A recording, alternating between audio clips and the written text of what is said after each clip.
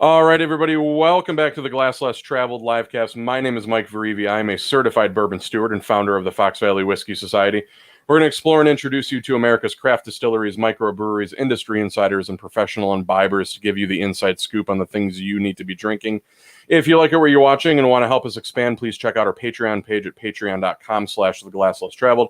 Don't forget to like and subscribe to check out weekly videos. Before we get started, I do want to congratulate one of our longtime viewers and one of our Patreon supporters, a good friend of mine, Andrew Meyer, for passing his Bourbon Steward certification. So, Andrew, if you're watching, congratulations. Welcome to the club. Tonight, we are joined by Brett Bauer, Sales Director for Sagamore Spirits out of Baltimore, Maryland. Brett, how are you doing this evening? I'm great, thank you. So, for those of us who don't know, and I'm sure everybody at one time or another has seen the Sagamore bottle on the shelf at your local liquor store. But for those of us who might be unaware, tell us about Sagamore Spirit, how they started, what they're known for, where we can find them. Give us the lowdown. Sure. Going way back to early to late part of the 2000, not quite 2010. Our owner and an investment partner of him were sitting on a farm, rolling acres of about 830 acres, rolling hills, and someone was saying, "Hey, make wine. You should make wine," and doesn't really drink wine. And then someone kind of said, "Hey, you know about Maryland's rye whiskey history, right?" And wasn't very familiar. And long story short, a few more trips later, they're sitting there drinking, and the guy says to him, he says, "Hey, we're going to do the rye." And so his partner went to the kitchen and grabbed a bottle of Angel's Envy rye and poured him a drink and themselves drinks. And he said, "Thanks, but no, let's do the rye." So we brought in our president who was living in Arizona at the time, and he moved back home and then spent some years with a couple other people really researching the history of Maryland rye and everything there was that we could find. Some of it not as readily available as you would expect, especially with Prohibition and how long it goes back. But I dug in and decided that it was time to bring Maryland rye back. At one point, Maryland rye, there were 44 distilleries registered. 21 in Baltimore alone. The style goes back to the 1750s. We call ourselves bourbon's older brother because before there was bourbon, there was rye, and decided to just kind of study up on that and then design our style. So we take a couple different mash bills, age them separately, blend them together, and on that farm, which we can get into later, I think, but there sits a spring house with limestone aquifers water, and so then we cut everything with that water to bring kind of that Maryland sweeter style rye out to you. And started with the two you see right here, the signature and the cast strength, and now have grown to have some LTOs, and then we added our double oak to the core portfolio. Started with a focus into the Mid-Atlantic and quickly have grown. We released to the public in opened to the public, released whiskey in 16, opened to the public in April of 17, our distillery, and now we're in over 35 states. Wow. So not quite everywhere, but getting close. But almost. Yeah. Almost. Wilson, hi. Thanks for tuning in again. Wilson Torres, the brand rep for Union Horse out there in Lenexa, Kansas. I know you two know each other. Wilson's a good friend of mine. He tunes in every single week. He's a super, super great guy. So hi, Wilson. Thanks for tuning in. Before we get into Sagamore, Brett, I'm kind of curious on you. You're a local guy living in the western suburbs of Chicago. Tell us about how you got hooked up with Sagamore. Sure. I actually used to work for the Kane County Cougars way back when. Really? Before they had a second deck. Yeah, dreaming life is work. Dreaming life is to work in minor league baseball. And when I was 15, I wrote Bill Larson, the GM, at the time, a letter, and I was out there cleaning up the peanut shells and cigarette butts out of the lawn area, scrubbing down the stadium, and spent 3 years with the Cougars. Grew up in Schaumburg, and kind of the baseball thing worked for them and the Cougars and the Flyers, and then I suddenly lost my dad in college, so needed a kind of a real job. Had an uncle in distribution, started there, and that was 20 years ago. And I kind of moved over to the supplier side once I kind of understood I'm kind of a passionate, all-in sort of guy. So having a focused amount of brands works well for me. Got to the spirit side with gin, Martin Miller's, and Tribe they had, but then dry stack sherry and some rums, Dos Maderas rums, back in 2010, and then over to IBHL with some single malt scotches and Caroon gin, and then kind of followed the whiskey craze over to Wyoming, and then really kind of saw what these guys had planned and what they were doing, and that it kind of craft and small, but the right thing at the right time. I think rye was just coming on, and really impressed with what the quality was, and thankfully they needed someone Chicago based to start. So I came on over from Wyoming to run the Midwest, and ultimately at some point was running the whole West, opened up some markets from Ohio to California for us. So, and we somebody said hi to you. I'm so sorry that when you comment on Facebook, if you don't allow StreamYard to use your name, it just comes up as Facebook user. So whoever this Facebook user is, it's Shree. We know Shree. Yeah, we know Shree. We actually so my the managing director of the Fox Valley Whiskey Society, he's the one who kind of helps me run this whole thing. Dan Greisen, he was on with Shree and the brand rep for Glenrothes just this past Thursday. So we got to meet and talk with Shree a little bit. So hello. So Sagamore is known in the whiskey community as doing some really great things with barrel finishing. Tell us about that process and what kinds of things we can find in the Sagamore portfolio of products that utilize a barrel finish. Sure. So it's being on the East Coast has its advantages, and having a team of distillers, a lot of them former brewers from different parts of the country, also has its advantages. And relationships, as in most things, are important. And barrel brokers on the West Coast or in Colorado. I know I'm off-centered, Steve.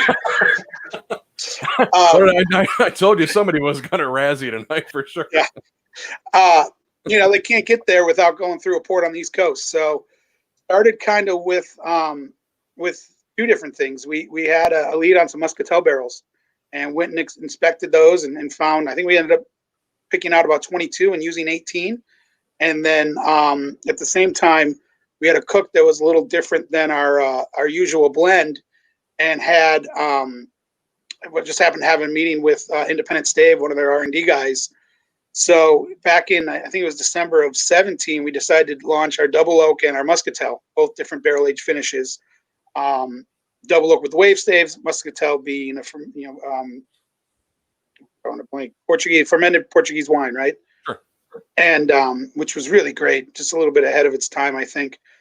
Double oak wave staves, that continues. That's part of core, but then it kind of got the thing going. And then next but not least, we did a port finish, and the port with some of the barrels were from Bordy Vineyards, a local Maryland vineyard, and then some were from a broker out of Portugal. And we were fortunate enough that won the world's best rye in the San Francisco Spirit competition. Wow. Yeah, I'll never remember. It was early some morning. I was just kind of reading some industry letters, emails, etc. And Fred Minnick had just kind of recapping the experience of the competition. It's really a challenging and tough competition. It was just kind of like he thought something was world best rye, but it went to Sagamore Sport Finish. It's kind of like a throwaway train of thought line. And I was like, wait, what? And I don't think it was really I think that came out before the results came out, so we didn't really know it was coming or anything like that. And so that was great. That really helped put the brand on the map a little bit, and our barrel finishes on the map. And we rolled out next a cognac finish with 30-year-old cognac barrels, where we aged the whiskey in there for a while. We've done a few others at the distillery. A sherry, I think I got that one here. Oh, when you see the distillery exclusive with some rum, we did a distillery exclusive with some sherries. We've got a couple other ones coming out in this year, and then the most recent one hit your shelves will be a Calvados finish, which I have behind me, which we'll talk about in a minute. The rum is really interesting. Do you think that was kind of influenced by the taste test that ultimately kind of began Sagamore Spirits with Angel's Envy Rye is a very unique rum, in that it's very sweet, it's very banana bready and cinnamony. It kind of reminds you of almost like eating like some kind of like breakfasty bread. Sure. Do you think doing those barrel finishes was kind of influenced by that whole Angel's Envy rum finish, barrel finish experience? I think more to what Maryland was known for. Our mission is to build a global passion for Maryland style rye. And if you go back, most of the most famous ones were rectifiers, and they didn't age barrels. And you had the wine Blythe in France, and then cognac kind of came over, and the Scotch took all those barrels to fill with whiskey, because you're not going to send them back to Spain to fill with more sherry. But a lot of the times, barrels were filled with some gross things, and then whiskey, so a lot of whiskey was drank right off the still.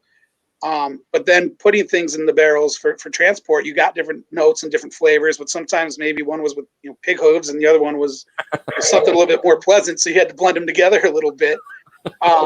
So I think a lot of it started there. I mean, Angel's obviously a great program, and I think they really helped set the way. But for us, I think a lot of it is, again, access to barrels, trying to be innovative. There's things we'll never release. There's things that we've had in barrels that I promise will never see the light of day, just because it's like a pig hoof, exactly. Right? Yeah, yeah. That one didn't go over as well as we hoped. Yeah, that or the fish head. That one didn't work out very well. And there's other ones where we didn't have very much, or maybe we just tried it, so it's a distillery only release or something for our whiskey thieves. And then there's other ones where it's worked really well, and we had access to more barrels, so we could do a more national release. Sure. So I think the program will continue to evolve. It's generally 2 for national release a year is the goal, but only if they meet our quality standards. In fact, Calvados was supposed to be out a year ago, and the team just didn't love where it was, and we threw it back into rye barrels actually. So it went from rye barrels to Calvados barrels back into rye barrels. Wow. Yeah, now we're very happy where it was. Just got a 91 in the Whiskey Advocate. Mm-hmm. So really happy with it. But that, I think, goes really a credit to our ops team and our distilling team, who, having fun with some access to this, but really still keeping that standard up there. So, we're not going to put anything out that just to put it out, just because we need it. So rum, sherry, there's some other things that are aging. You go to walk around the distillery, you'll see barrels from all over. Who knows what'll make it to the bottle? It's got to be that standard, but I think a lot of it plays to just what Maryland was. Yeah. You had touched a little bit on, kind of the history of rye and bourbon, with the rectifiers. Rye made its appearance in the New World after German immigrants sailed across the Atlantic to start a new life in what would eventually become the United States. However, the spirit wasn't as popular as rum or even brandy at the time. Rye took some time to rise in popularity, but due to how easily it grew in northeastern climates and how readily available it became as a grain, it soon became the grain of choice for distillers in areas like Maryland, Massachusetts, and even became more popular than bourbon in Kentucky for a short time. Herman Melville even mentions it in Moby Dick. After spearing the whale, he writes, "Its blood ran as red as old Monongahela," making reference not only to the Monongahela River that runs through Pennsylvania, but also to Monongahela rye, which is a popular variation of Pennsylvania rye at the time. Sagamore certainly draws inspiration from the community and its rich history. What of the local history does Sagamore kind of draw from? Sure.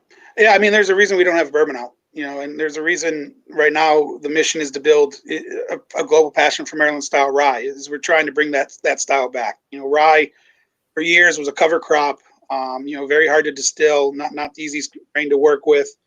And then, that's part of the reason it went away. Bourbon and the sweeter palate became easier.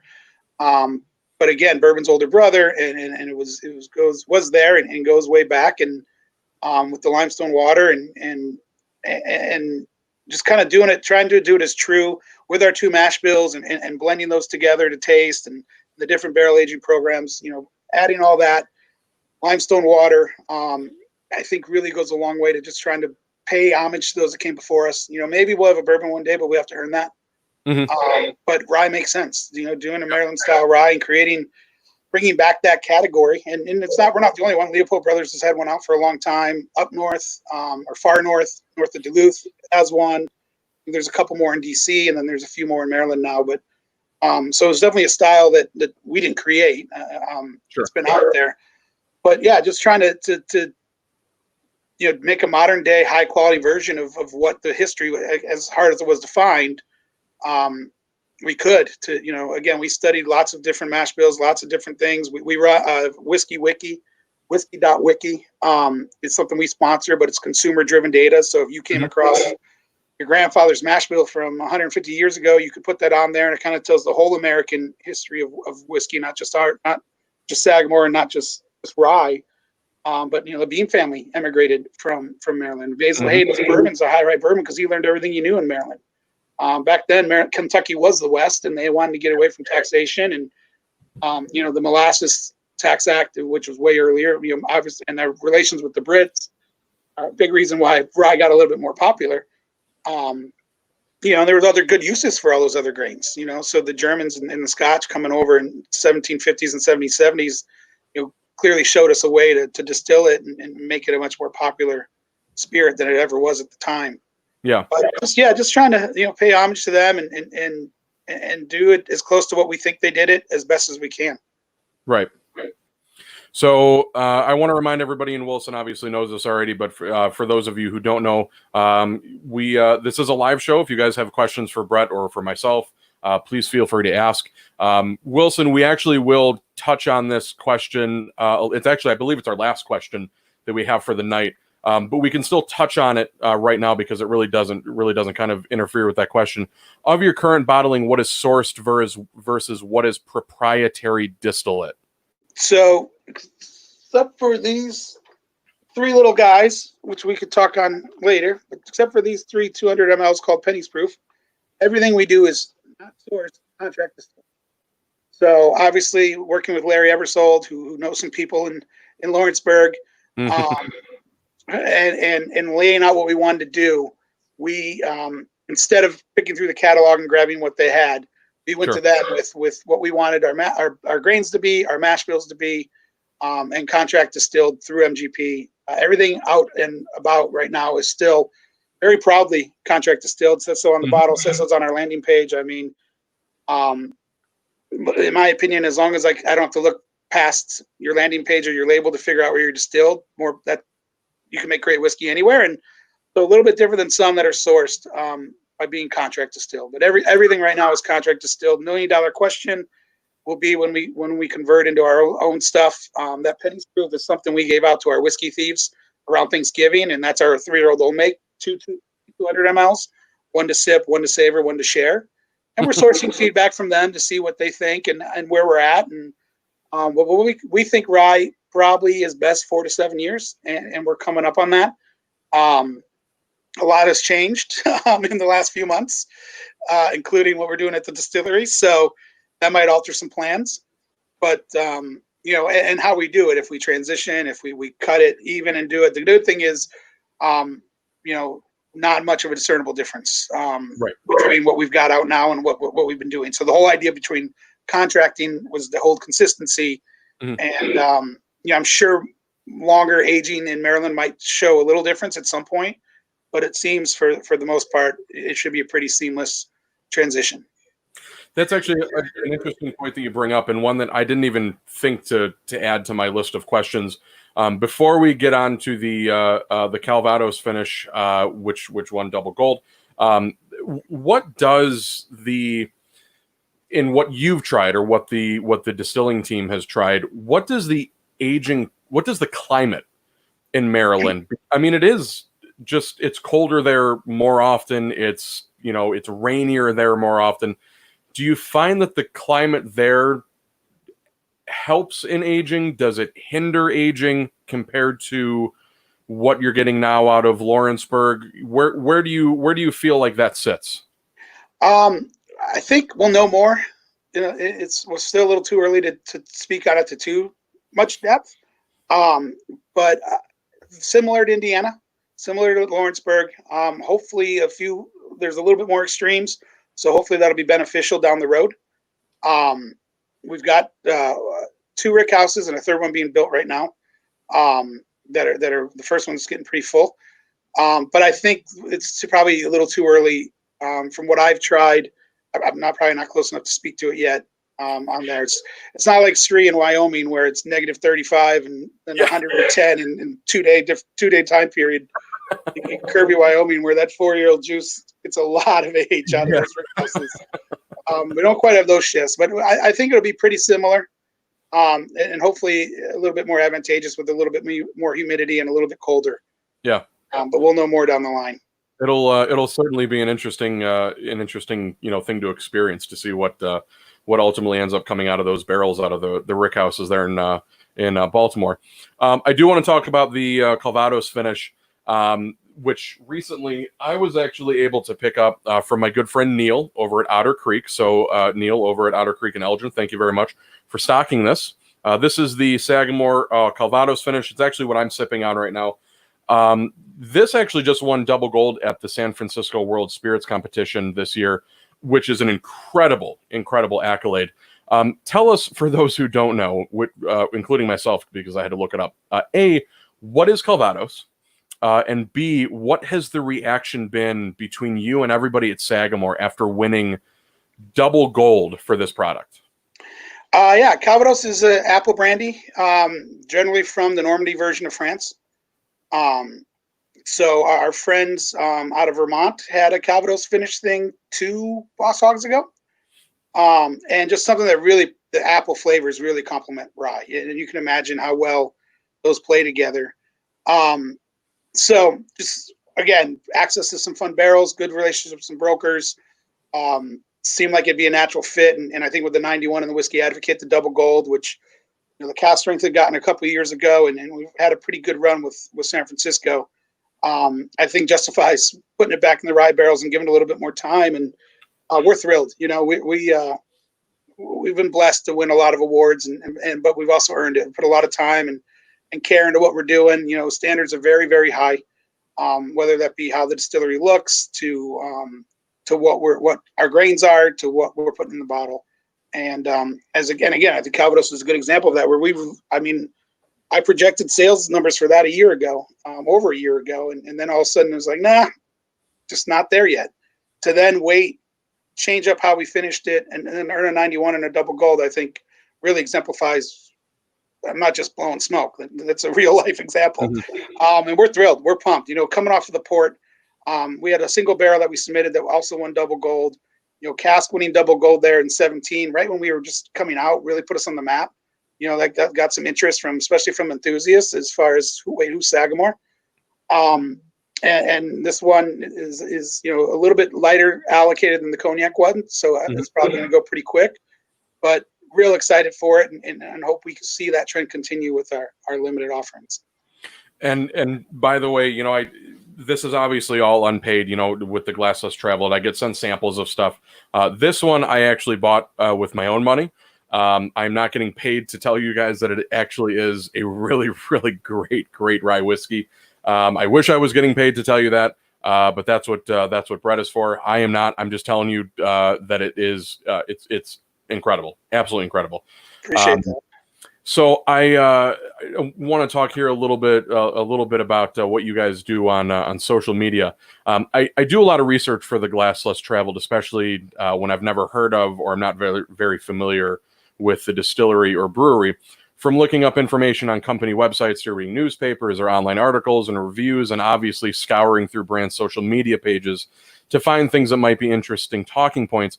Sagamore is very, very active on social media in not only posting about community events, but also posting on Instagram specifically about cocktails, where Sagamore rye is the main ingredient. Don Draper gave rye somewhat of a rebirth by using rye in his old fashions. And I'm curious to know, what are some of your favorites, and where can our listeners and viewers go to learn more about some of the recipes using Sagamore rye?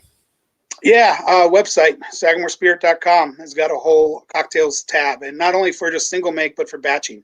So, you know, in kind of the situation that we're in right now, entertaining at home is going to become a little bit more popular. And rather than you have to do the math, you can click there and it makes them, you know, 12 or 16 servings, which is pretty fun. And they're adjusted appropriately, sure, to turn out. But that's probably the easiest spot. Instagram. We just did a Whiskey of the Worlds competition. So 2 people just released some, The Beat Goes On, a guy out of Chicago, and someone out of Louisville. And the name of hers is escaping me, but a little bit more complex. But you'll see those. I think I just put them both out. But the website's probably the most consistent spot. We change it seasonally, so we keep it up with what makes sense for the time.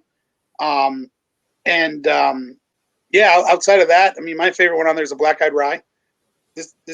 This time of year, it's perfect. Kind of a riff on what's in a black-eyed rye? So it's a riff on a Black Eyed Susan, which is the official drink of the Preakness. And being in Baltimore, that's a very important event for us. Also, with the sister company at the farm, is an active thoroughbred racing farm. So it has a spring house, farmhouse, but also a bunch of horses.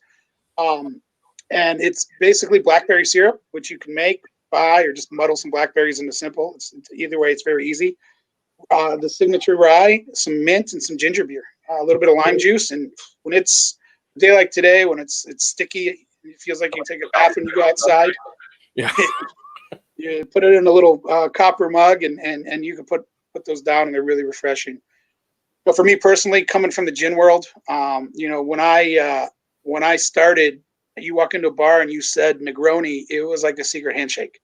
The first 20 times I ordered Negroni, someone said to me, "Where do you work?" Yeah. So where are you from? What do you mean?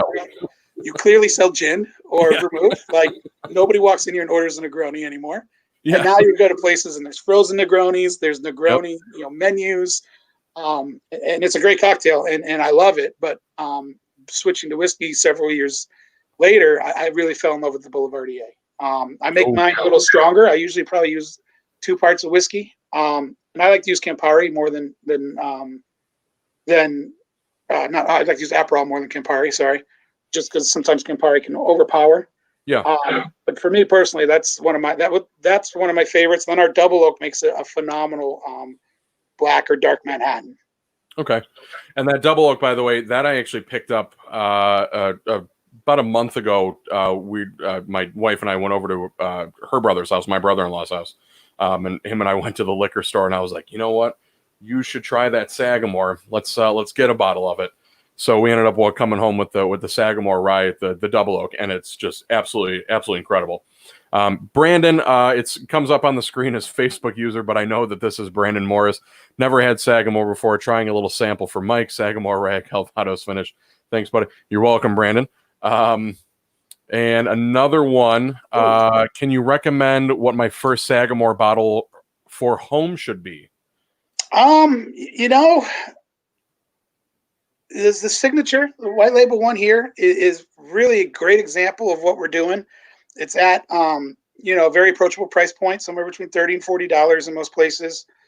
We'll give you a good example. We'll hold up in cocktails, but it's not too strong to where some people don't like to mix cast strength and stuff like that. I think cast strength's the best example of what we make, of what that Maryland style rye is and what we're trying to bring back. But it's a little bit more expensive, and it's 112 proof. So, maybe more of a special purchase.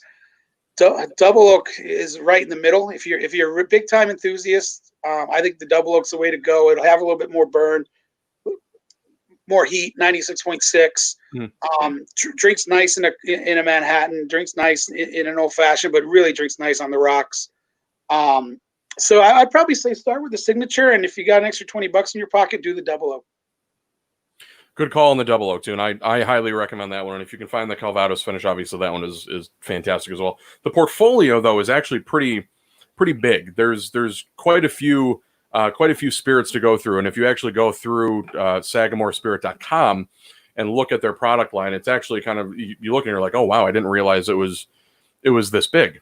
There's, I don't know, something like maybe like 8 or 9 different bottles that are available now, not including the 3, or are those the ones in the box behind you? Yeah, those little like 370. Those were only.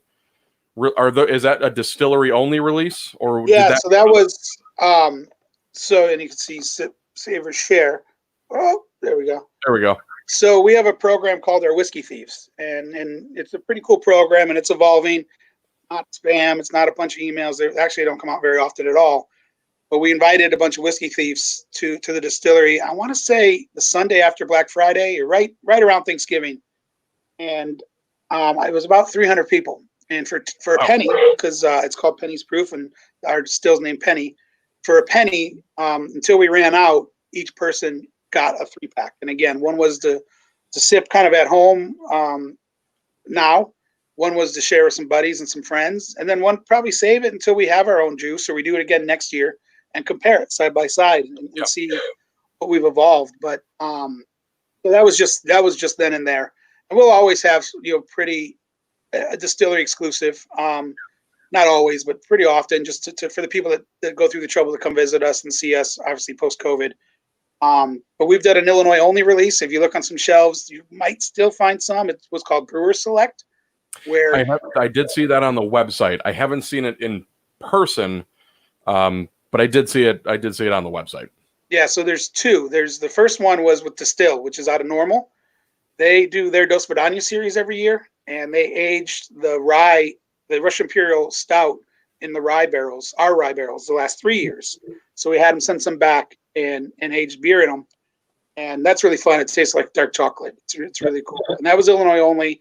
And we've just recently released one with Sierra Nevada, where they made a rye ale with our barrels. We sent them some malt, then they sent the barrels back, and we aged some whiskey in them.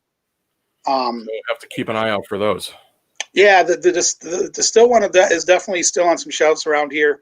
Sierra Nevada will probably not make it to Illinois, but we'll have something soon. Well, good. So rye whiskey is not just making a comeback here in the States, but internationally as well. The New York Times recently published an article titled "The Old World Turns to a New World Spirit, Rye," in which they talk about several international distilleries whose names I absolutely cannot pronounce across Europe and Scotland, starting to use malted rye, pot stills, and new American oak to create their own versions of rye whiskey. We mentioned the impact Don Draper and the show Mad Men had on rye's popularity boom, but I'm curious to know, do you think rye still has higher to climb, and what do you see for the future of rye whiskey? Yeah, I think so. I think the runway was real long when I started 3 years ago tomorrow, and it might be even longer now. I mean, there's some things to consider with the condition of the climate of everything going on with COVID and whatnot. But overall, I still think there's quite a runway. I think you still have a lot of bourbon drinkers who haven't converted. I mean, you still have a lot of people that are drinking flavored whiskeys that haven't converted. I always used to say when I drink wine, I'm good if you're drinking a wine cooler today or a white Zinfandel tomorrow, because eventually, not everybody, but a lot of you will make it to Napa Cabs or Bordeaux. I think rye is like that. I think, there's a lot of people right now that are just getting into bourbon and just getting into, the whiskey side of things that are still, doing the bird dogs and some of those other things to bring them in, that are going to, eventually the palates are going to mature and want to get into bourbon. And then I think from there, they're going to mature into wanting just different flavors and different ryes. And I mean, it'll be interesting to see what American single malts do and what impact that has on the entire industry, especially with as loose as some of the regulation, the classifications might be, which I'm in favor of. So it'll be interesting to see, because I think there's a runway there too. What we haven't even started. Yes, I agree. So I think you've got a lot of brands that are known for, known for the brand name that don't have a rye out or don't sell a rye very well yet, because people don't realize they drink Jack Daniels whiskey. They drink Jack Daniels, right. And then there's a rye there. And then I think a lot of it, as we've seen with beer, a lot of this is going to get hyper local. There's going to be a lot of, Maryland, will be big. There's going to be distilleries in the Fox Valley that are going to come more into their own stuff, older, more popular, because we're going to want some major brands and then some things that are very, very local. Mm-hmm. You're seeing it with craft beer, where now it's not, from one town over. It's like, no, he's from down the block. Right. And then you go one town over and it's, no, he's from around the corner. Right. And, there's 10 beers on the list and they're all within 5 miles of wherever you're at.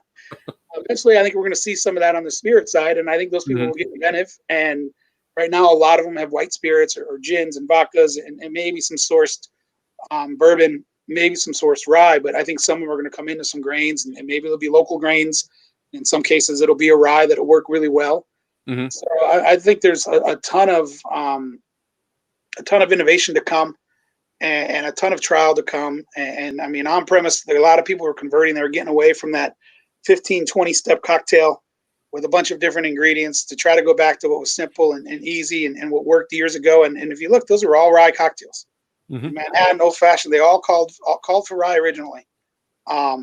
And I think, some, especially as, Sazerac and a lot of those harder to find brands are doing a good favor of getting us people exposed to a lot of whiskey and a lot of it neat or on the rocks. But I think that's going to help mature a palate and want them to want something with a little bit more oomph. And not every rye is going to knock you on your socks. And not every, there's a reason there's 90 proof bourbons and 126 proof bourbons. So I think the runway's long. I think you'll see a lot more brands do it. And I think you'll see a lot more innovation within the category. We were talking the other day or earlier about New Riff doing it with a peated finish. Yeah. I think you'll see more different finishes. So yeah, I think a long way to go. I'm really interested to see where the breweries kind of take distilling. I know you're familiar with, love them or hate them with Two Brothers. And they have their distilling side of things. Even places like Pollyanna over there in St. Charles, they're going to kind of start experimenting with, distilling a gin or a vodka or a new make, and then kind of, seeing what they can do with it from there. I'm really curious to see what breweries kind of evolve into as palates mature. One of my good buddies that I actually just went to have a beer with earlier today at the beer cellar in Geneva, Steven, we say that he kind of did it backwards. He started with beer, and he's super knowledgeable on craft beer, and we kind of introduced him to bourbon and rye and scotch and all that. He started with, like the Pappy Van Winkle and the George D. Stagg, and then now he's working his way down to, the very old Barton and the Benchmark 8. But it's going to be really curious to see where those craft beer guys and girls and women and kind of start to explore, like, oh, I've had these really, really heavy barrel aged beers. Let's break into bourbon. Let's break into rye. Let's do all this. So I'm really curious to see what the breweries are going to be doing, 3, 4, 5, 10 years from now. Our buddy Brandon asked, with COVID, are you having issues or have you seen slowed down distribution? It's had some effects, mostly, as you can imagine, the on-premise. Kind of losing that channel with not too many bars or restaurants open. And in Illinois, Cocktails to Go just started, but that was gone for a long time, so it was limited opportunities. We're doing okay. Off-premise has been good. It's been strong. Not every, as we get further from Maryland, we become more of that handshake brand.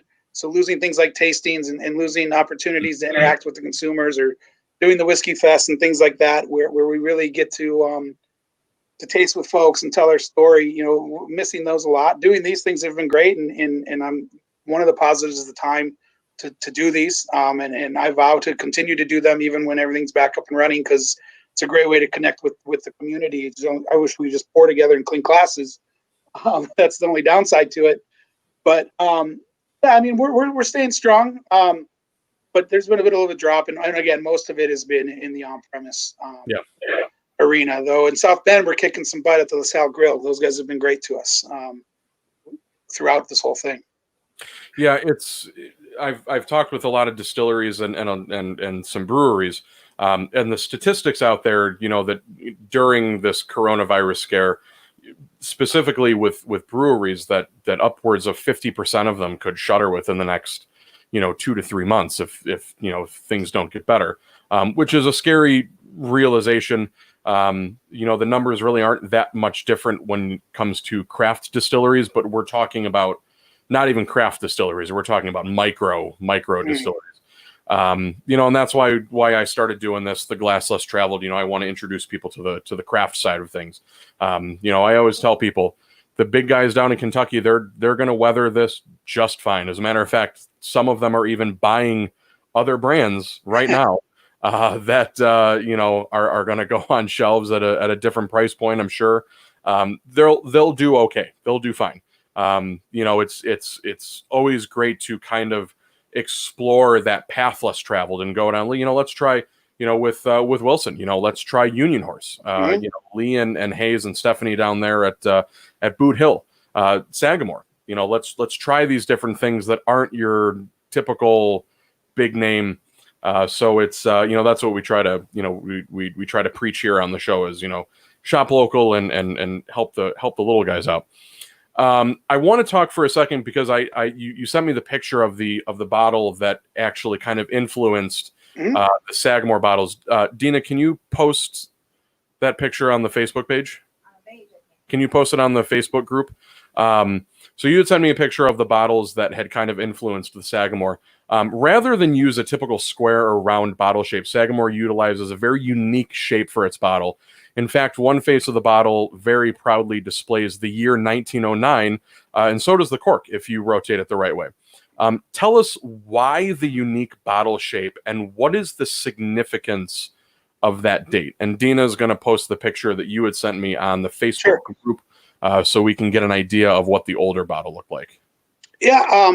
So as I said, we put a lot of time and effort into researching what Maryland Rye was and bringing the style back to prominence. And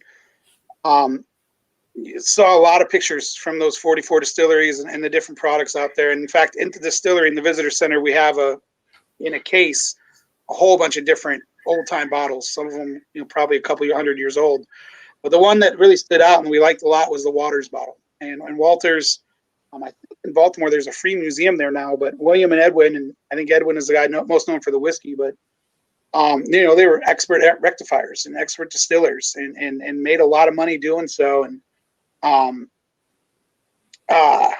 it was their bottle with the emboss on the side that really stood out to us and that we really liked and kind of the unique shape. And it's definitely not a low quality bottle. It's pretty heavy. It stands out and it just, paid tribute to those that came before us. That was the one that kind of influenced us the most. And then our president tells a funny story that when we were starting to deal with label makers, that bottle doesn't have a front or back on it until you put a label on it. And when we showed the design and we're trying to get the rest of the thing, you could tell people like, so you're not in the whiskey industry, huh? Because it's not the easiest thing to label in mass production, and has led to some unique challenges at first to get things figured out. So that's kind of what we were influenced by, and again, just paying homage. And the 1909 at the farm at Sagamore Farm, which again is a working thoroughbred racing farm. Our sister company Sagamore Racing runs some horses throughout the country, and that spring house was built by a grant from the University of Maryland to a man named Charles Councilman in 1909. And there's no floor to it. You walk in, it's a beautiful little brick building, but you walk in and it's literally exposed limestone. And things will puddle up from the water table, beer cans from the 60s and 70s every once in a while work their way through. And it just, you watch the water bubble the whole way through. It's always 52 degrees. It used to be 51 degrees, but then Ray Lewis came over and yelled at it. So now it's always 52 degrees. Listen here. Favorite dad joke we have at Sagamore. But no matter what the weather's out, the limestone water is always 52 degrees. So the significance is to where we get our water source, which when you're making whiskey, grains and water are pretty much the most two important things out there. It's really interesting. When I was kind of doing the research and, I looked through a lot of pictures and obviously on the website, which we'll get into here in a minute, the distillery is to see pictures of it is mind-boggling, but then to kind of realize to see the comparison between this little limestone house that your well house that where this beautiful distillery gets all of its water from, it's very much a kind of paying homage to where you came from. You've got this brand new beautiful modern distillery, but you're still getting this water from this old limestone, well house. So that's it's really interesting to see. Dina, were you able to post the picture of the old bottle? So if you guys are watching on our Facebook group, the Fox Valley Whiskey Society, my wife Dina posted a picture of the bottles where you guys get the influence from. Sagamore Spirit has no shortage of financial support when it comes to distribution, marketing, and certainly the distillery itself, being co-founded by the founder, CEO, and chairman of Under Armour. It has been given a leg up in that sense, but still had to make a name for itself in the eyes of the consumer. no matter how much you invest in something, if the product isn't good, people won't drink it. Sagamore Spirit has a team of distillers who have done a phenomenal job creating well-balanced, accurate representation of exactly what makes Maryland rye the best of the best, and more importantly, what makes Sagamore the pinnacle to reach for. Without a stellar grain selection and proper equipment, spirits like Sagamore certainly would not exist. What can you tell us about the grain Sagamore uses, where it comes from, and what the distillation process is like at the distillery? Sure. So as I just said, grain, absolutely, one of the most important things that go into making whiskey. And we use Brooks grain, which is the same broker that MGP uses. So we chose to work with them on purpose because the storied history of what they'll be able to find and provide for them there. Our biggest stipulation is at least 51% of our rye needs to come from the U.S. And then from beyond that, it's the highest quality we can find. Most of that ends up being Canadian, sometimes German, but we do require at least 51% of that be coming from the U.S. For our corn, we use what's called number 2, which is a non-GMO corn. From what I'm told, that's a very high end and one of the nicest corns you can get to use for distillation. Mm-hmm. That's mostly from the Midwest, Indiana, Kentucky areas. And then we don't get that much malted barley. Obviously, it's only 5% of any cook we ever do. Most of that's coming from the Midwest. Pre-COVID, you'd get about 2 deliveries of rye a week, 1 corn about every other, barley about every month. And we inspect every truck. There's a video somewhere on YouTube where you can actually watch them. They take I think it's an 8-foot probe and pick 6 different areas of the truck to taste from. And then they take those grains in, they microwave them, they put them under all different conditions. And essentially what you're doing is you're looking for anything that's off, anything that might not work. And, you take a tanker truck, a grain truck, something as small as a baseball of mold that can contaminate the whole thing. Sure. And, it's not something we want to do. It really stinks to tell a truck driver who drove 12, 15 hours to bring a grain delivery to our distillery that he has to take it back. But we've done it. Again, the quality is something we take very seriously there. And that's why we inspect it as often as we do inspect it. And then we have 3 silos on the property, 1 for each grain. And then we have 4 roller mills that we use and roll everything on site. Our still is penny, 40 foot tall, 24-inch diameter still, 19 rectifying trays, run through there. And then we also have 2 double boilers, which is a traditional Maryland thing that I probably forgot to mention. A little out of practice with COVID, but not all Maryland distilleries. But one thing Maryland distilleries are really well known for, especially the better ones, was for triple distillation back at the time. So that's what we do with our 2 double boilers by running everything through there. I think that pretty much covered. And then we have our rick houses, our place called North Point, about 40 minutes away from the distillery. Which is not uncommon. A lot of distilleries, barring the big distilleries out in down in Kentucky, will, for the most part, their rick houses are usually offsite. COVID aside, tourism plays a big role in a distillery's annual revenue, whether it be from distillery tour or gift shop sales. Having a distillery that is worth touring, one that contains beautiful copper stills, shiny stainless steel, and machinery that looks like something out of Willy Wonka's factory, certainly draws in a crowd.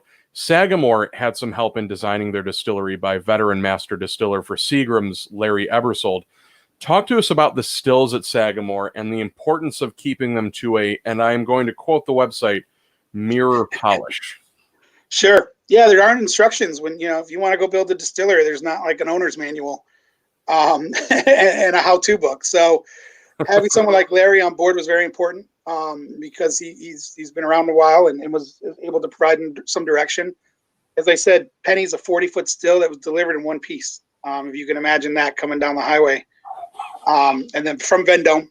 We also have a pot still named Edgar that we haven't really used yet. And then the 2 double boilers.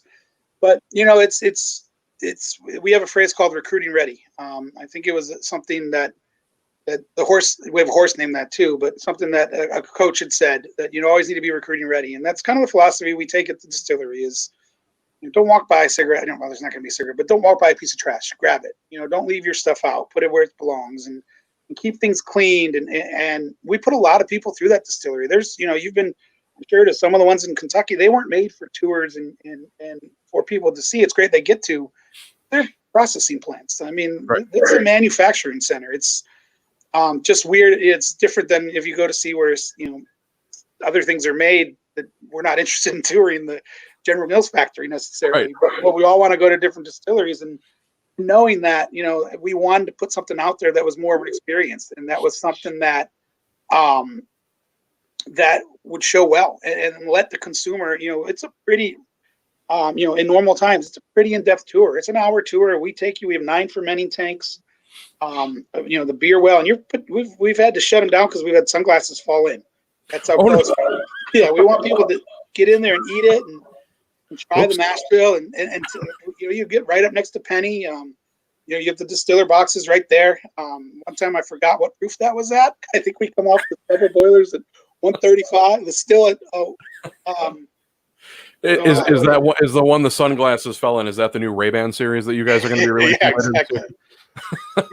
I think we came off at 125 once, and I forgot that with how big of a sip I took. But it was something to let the consumer get involved and take we do a tasting with some chocolates and all that stuff. So, and then there's a restaurant on the property called the Rye Street Tavern, and that makes a difference too. I think the saloon at High West in Park City, you got to give a lot of credit to, because it became a destination and a reason for people to be there and engage with the brand. And it's a 5-star restaurant and a phenomenal place right on. I think we're the only waterfront distillery. There might be one that's open since I learned that fact, but maybe the only waterfront distillery in the U.S. right in Port Covington, which is soon going to be a destination. A lot of stuff getting built up over there, and 15 minutes from the airport, 10 minutes from Camden Yards and where the Ravens play, M&T Bank, and just really wanted to make it a beautiful and accessible campus. And that's why we're keeping the still with that mirror polish finish as often as possible, and trying to make it something to where, I think the only 2 bad reviews we have to date are one guy was mad it rained, and someone else, Maryland state law, in order to buy something from the visitor center, pre-COVID, you had to take a tour. And a person like that. But if you guys have not seen the distillery, there are pictures of it. Sagamorespirit.com. You can take a look through the website. There's also a really cool area on the website where it actually goes through kind of like the history of whiskey, and I think that's what you were talking about earlier with the Whiskey Wiki. Yeah. And actually that's where I got a lot of information. I've been doing this for a while, and I've read all the books, and I've read all the articles, and I've actually even taught classes on this through the Fox Valley Whiskey Society. But I learned a lot of stuff that I didn't actually know. That's cool. Sagamore wouldn't really be considered a craft distillery by most people's definitions, whatever that definition may be, with a 22,000 square foot distillery, 27,000 square foot process building, a 40-foot tall copper column still, a 6,000 gallon mash cooker, 9 6,500 gallon fermentation tanks, and an 8,000 gallon beer well.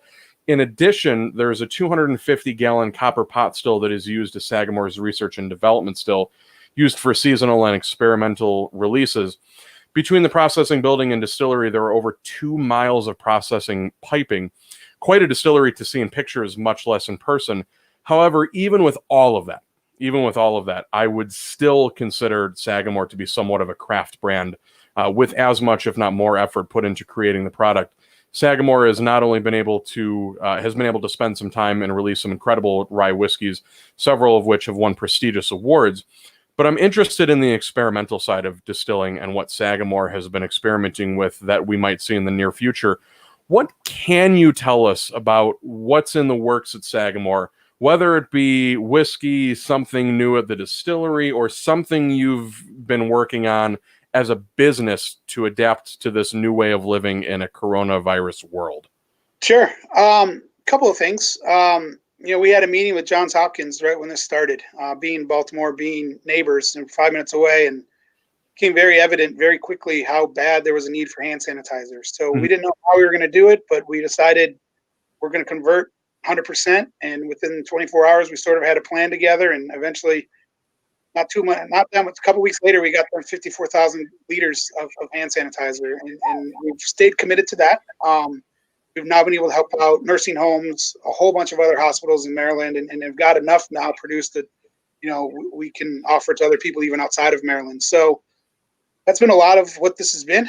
WHO standards, highest level of sanitizer that can be made. And, so that's been kind of what's new and different. Getting back to whiskey, some markets will see a tequila finish here before too long, which should be pretty interesting.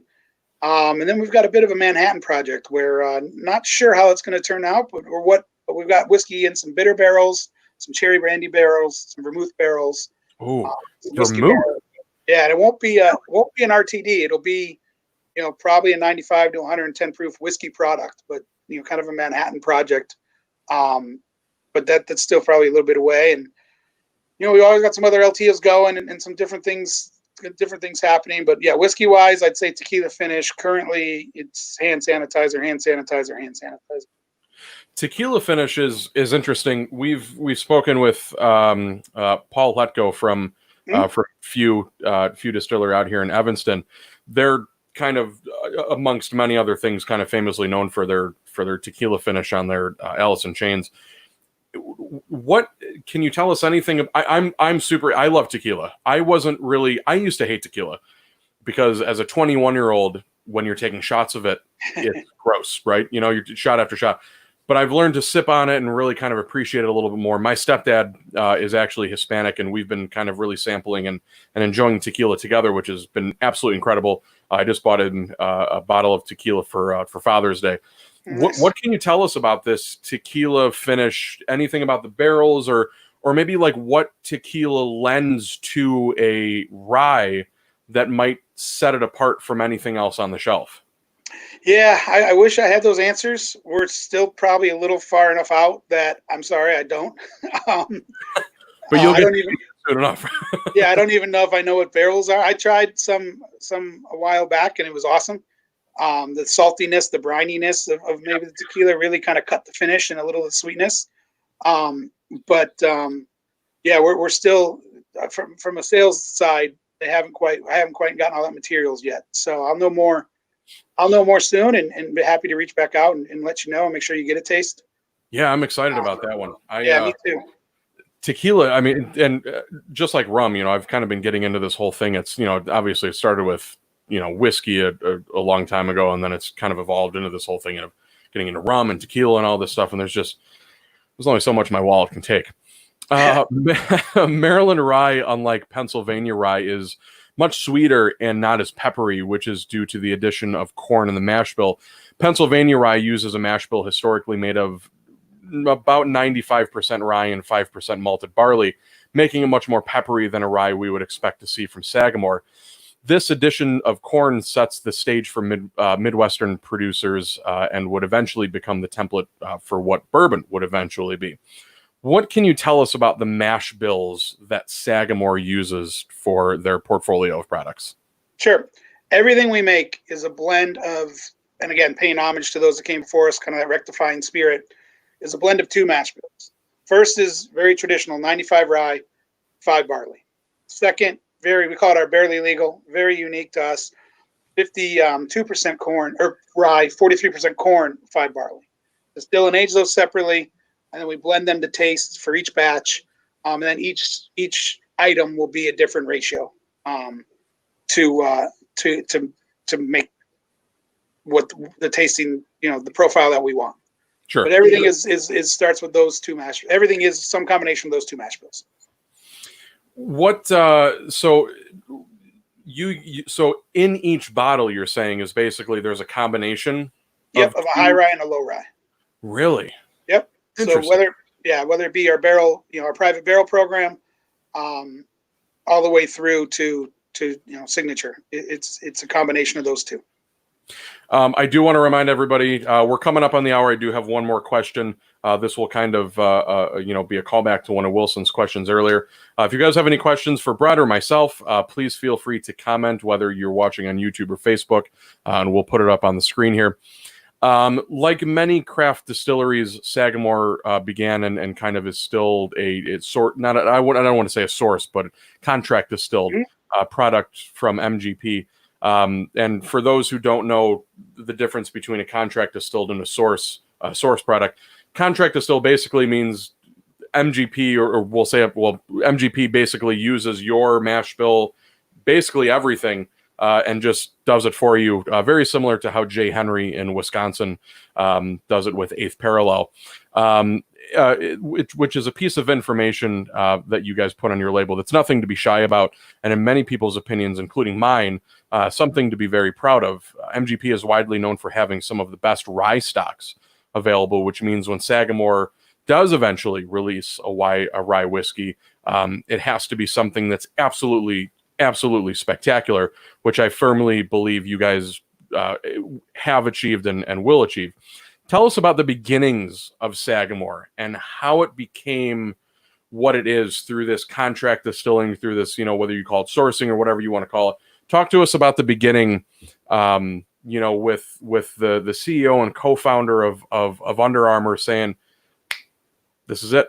This is what I want to do. And I know you touched on it a little bit earlier in the episode, but maybe you can elaborate a little bit on that. Yeah, it kind of goes back to that story of, perfect property for wine, no passion for wine. And one thing, we're from employee one to wherever we're at now. I mean, passion runs through all of us, and that starts at the top. And learning about that Maryland history and how vast it was. And I mean, I didn't know there were 44. I've been in this industry 20 years, and I didn't know there's 44 distilleries in Maryland until 3 years ago. And that was after selling, whiskeys for a good 7 years. So learning more about that, and then and wanting to embrace that and bring that back, and it started with, bringing in Brian Tracy, our president, our director of strategic communications, Rachel Fontana, our head of marketing, a guy named Marcus Stevens, who had a background from UA and studying and learning and planning, and then finding, if we're not going to do anything half in. So it's got to be the best quality we can find, and true to that history. And then that's where you get Larry, and that's where you get MGP involved. And then, clearly, look, Wyoming, go back there because I worked there. They did wait before they released, but that's an awfully expensive endeavor, especially if you're building a distillery in a city like Baltimore, as opposed to somewhere smaller. Like, it's both expensive, but Fairview, Wyoming, a town of 90 versus a metropolis of Baltimore. So, and as I said earlier, to me, if you're open about it, perfect. Just, do what you need to do. But we didn't really want to do a vodka. We didn't want to do a gin. That didn't really fit. Didn't fit with didn't really fit with the history, or wouldn't be passionate about that. That'd be pretty disgenuine.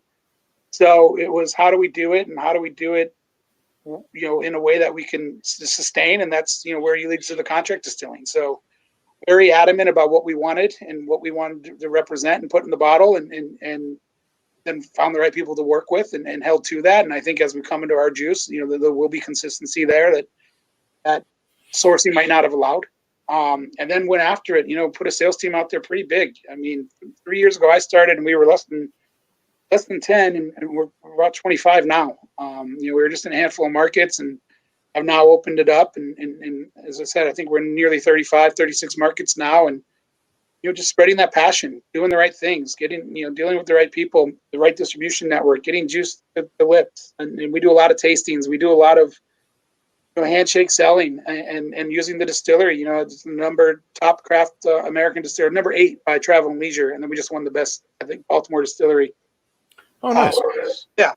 So, but that's done. That wasn't done by accident. I think it was planned that way to really do it and do it all to the best of our abilities. And hopefully that works and is good enough. But I mean, it's been a passion-led project since it was even thought up, all the way through. And I think that shows, whether it be in our team, our bottles, our distillery, our still, the tasting room, the restaurant, just even some of our business cards, things as small as that. I think I've really just stayed committed to the passion and to doing it the best quality we possibly can. And that's about all I know about the beginnings. I've been here 3 years, so almost to the beginning, but there was a bottled product when I came on board. but hopefully that covers most of it.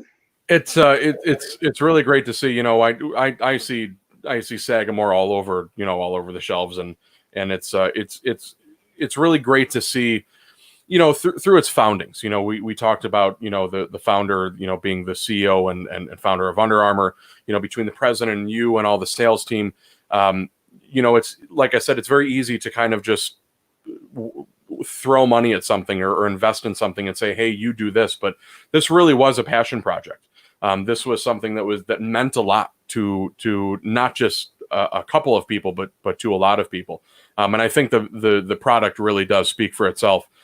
This rye, we spoke with David Whitmer, the master blender over at MGP several weeks ago, and the passion that he has and the passion that you guys have and all these distillers that we talk to, and even the breweries that we talk to, like I said, it's easy to write a check for something and say, here, get it done. But to actually have the passion and the heart and really being at 100% is really phenomenal.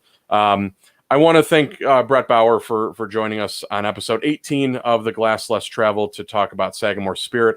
You can find Sagamore at most liquor stores in the Chicagoland area, on Facebook at Sagamore Spirit, and on Instagram at Sagamore Spirit. There also is another Sagamore Spirit PH on Instagram. Philippines, I know. Yeah, don't follow that one because they don't post a whole lot. I've tagged them on accident a few times. So you want to follow Sagamore Spirit. You can also visit them at the distillery located at 301 East Cromwell Street in Baltimore, Maryland. Brett, do you have anything else to add before we leave?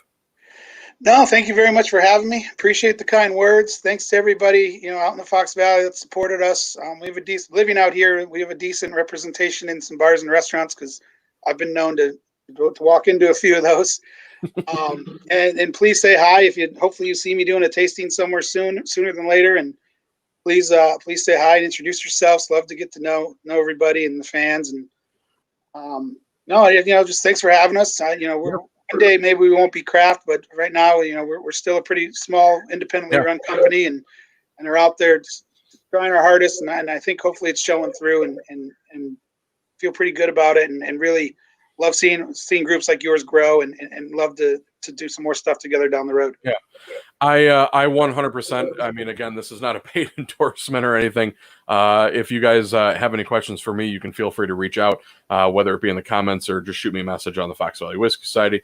I absolutely recommend Sagamore Rye. Great product, great group of people and family of people to get to know, and definitely if you're in the area, definitely go visit them. Believe everything opens up tomorrow. I saw on social media that for the most part, everything with limitations will open up a little bit tomorrow. I know the restaurant opens up with limitations, but definitely go check them out, SagamoreSpirit.com.